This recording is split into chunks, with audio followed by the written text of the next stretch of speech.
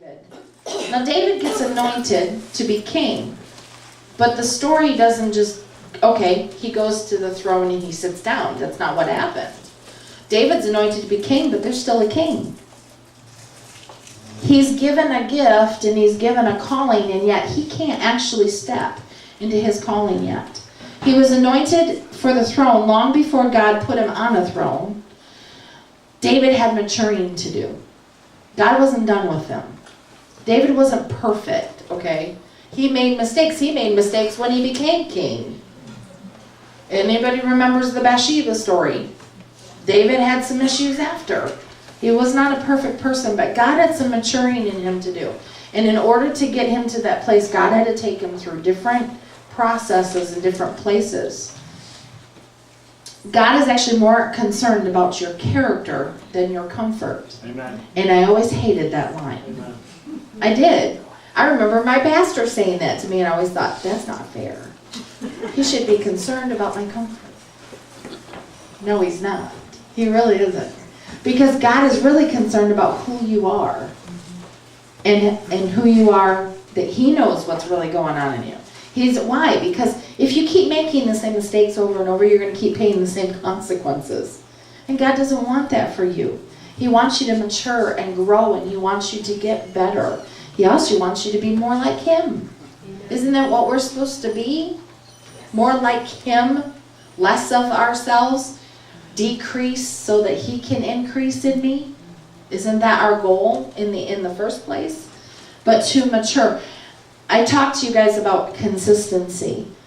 The most important thing in our walk of faith as believers is our consistency. And being consistent about how we walk this out. We walk out our salvation with fear and trembling. It's an individual thing. Okay? But your callings and your gifts are individual too. You have a calling that is meant to use in the body of Christ to edify the body. But you have callings that are meant to reach the world with the gospel. But listen, you can't use those callings and those gifts if you're not mature enough to handle them. But here is where he was discipled by the very person that he was called to succeed. And here is also where David found out it's not easy to be discipled sometimes, because sometimes you get put under someone who's abusive. Saul became an abusive authority. He became an abusive leader. Okay? When he didn't get things his way, he threw things like spears at David's head. Now, I don't know about you guys. I've dealt with abusive leaders before, and I've dealt with things, but I've never had one of them throw a spear at my head. Not physically. I've had a few spiritual darts thrown at my heart. But I've never had an actual spear thrown at my head and had to run for my life. But Saul becomes abusive. He gets jealous here. And so it's very interesting that God puts David in this position. And actually he was very demonic towards David in a lot of ways. So what do you learn from an abusive leader? You know what? You learn a lot. Sometimes you learn more from the negative than you do the positive. Because in the negative, you can learn what's not good.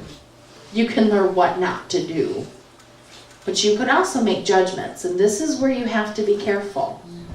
Because in those judgments, you will become them if you're not careful. Amen. You have to be careful not to make judgments and say, Jesus, help me not to be like this. The truth is, none of us can stop ourselves from doing anything. But we can ask God for his grace and his help not to do it.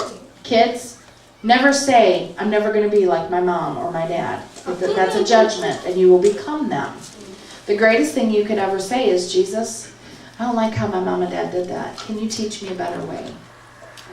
See, there's a humility when you ask him.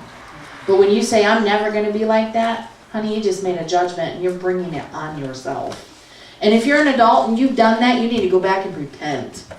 What does that mean? Change your mind. Go back and change it and say, God, when I said that as a kid that I was never going to be like my mom, I was wrong. I was wrong. Work in me. Change me. And the areas I need to change, fix me. Because only he can.